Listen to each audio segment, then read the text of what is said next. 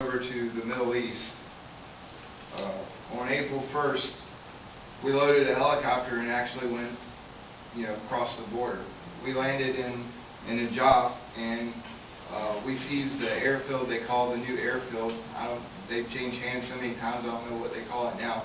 But that was very peaceful. We got a mission to clear a facility that was known to house the Fedayeen, which was Saddam's goons or special forces, whatever you want to call them. They were the bad guys. They were the ones that were using women and children as human shields. They were the ones that were, putting landmines out, trying to get us, stop our supply convoys and whatnot. And there was a corn mill factory. They bombed the heck out of that. We still had to go in and clear it to see if there was any bad guys in there that might have information for us. And we cleared that, and we found the compound that was housing these guys, and we started moving that direction, and we started taking fire from a guy in a guard tower. And we moved up to this wall that was surrounding this compound to try to get a better shot or a better look at what we were dealing with.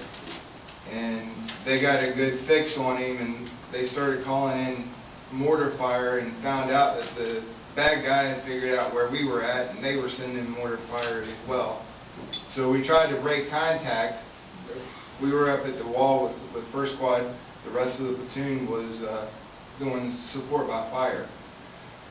And First Squad broke contact, and the LT and I was his RTO, which is a radio telephone operator. I carried the radio for the LT, and I transmitted information to the commander on behalf of the LT, and gave the LT any information that came down from higher. And he and I were getting ready to break contact, and we started receiving sniper fire, and we got pinned down. And I called the commander and said, "Hey, we're pinned down, we can't move." He's like, "You need to get out of there." He said, "Where are you?" I said, "You see that big wall in front of you?" I said, "There's a ditch down below it. We're laying down trying not to get shot." And he said, "You need to get out of there as best you can." And LT and I started low crawling one way, and that didn't work out too well, so we turned around and tried to low crawl the other way. And finally, we stopped hearing rounds going, buzzing past our head, cracking the wall. And he and I looked at each other and said, "Let's make a dash for it." Well, about the time we came up over the berm, I hear a call over the radio, "Get down, get down, get down." That's a clean version. And about the third get down, you hear a boom, and we go flying to the ground. And I remember explosions going off, and it seemed like I could hear everything, I could feel everything, but I couldn't get up and move. It was just completely black. And then all of a sudden, the light came back, and it was like I was in a rendition of Black Hawk Down. The way they slow down time is what it felt like. And we got up and bolstered to safety, and they said that I sprinted like an Olympic marathon runner with a big old rucksack on my back. And I don't remember a lot of what else went on. And I had written a letter to my Sunday school teacher. It was 4 pages long, describing this event. And there was some other battles that went on, the following couple of days, and I don't remember them a lot. And that was a eye opener. I didn't realize that it hadn't been given back to me, or I had written it and never got to send it. But that opened my eyes to a lot of what would happen. And the loss of consciousness, they called it shell shock. Nowadays they call it TBI, and have figured out that it's a pretty serious injury. And that's where I started with the headaches, the trembling in the eye, the forgetfulness, and of course I have post-traumatic stress disorder. I've got hearing loss, and then that annoying ringing in your ear they call tinnitus, along with the back problem and some other health issues. But I've been out of the active duty military for going on 2 years, 3 years, something along the lines. I did transfer to the reserves, but I re-injured my back, and I may no longer be able to be in the reserves. I'm hoping that physical therapy will allow me to continue to serve my country, because I love it more than anything else in the world. But I've managed to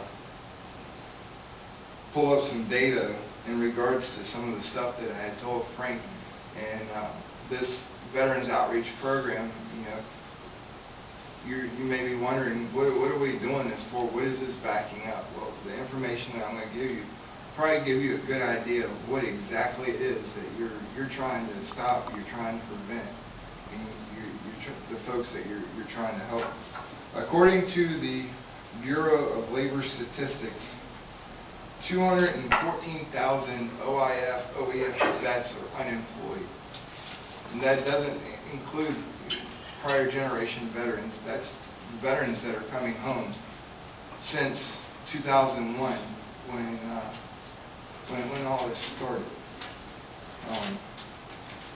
23% of American homeless are veterans, according to the U.S. Department of Labor. And I saw a thing on Bay News 9. They were talking about homeless veterans.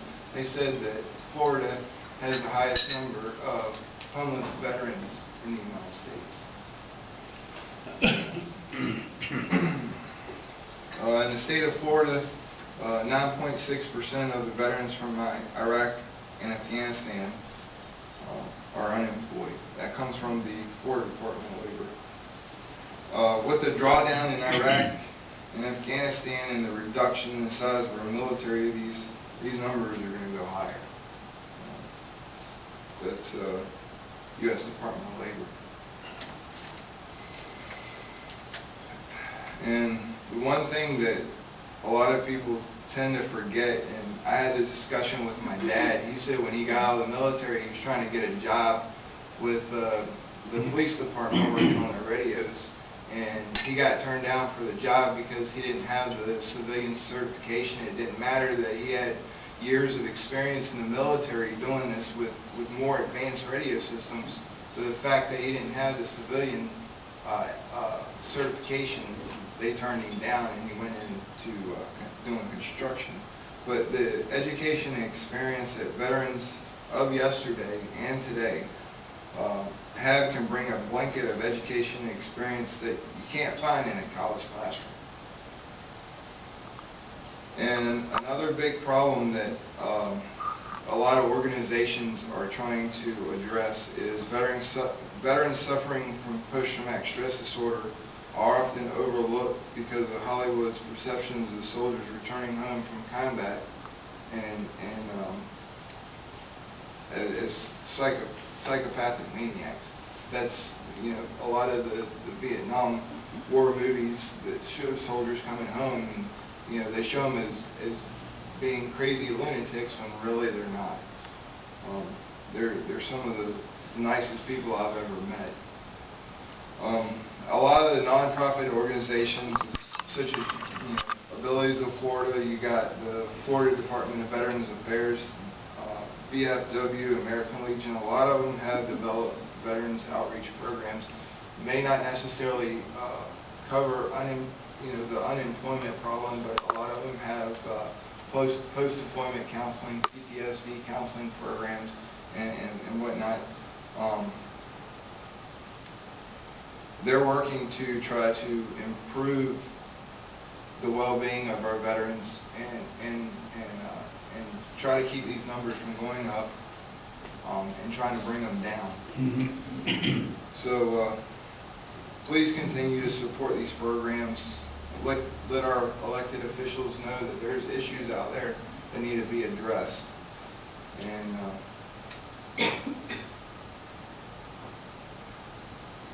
that we need to do something about it so that those of us that have served this country can continue to serve this country by serving our community.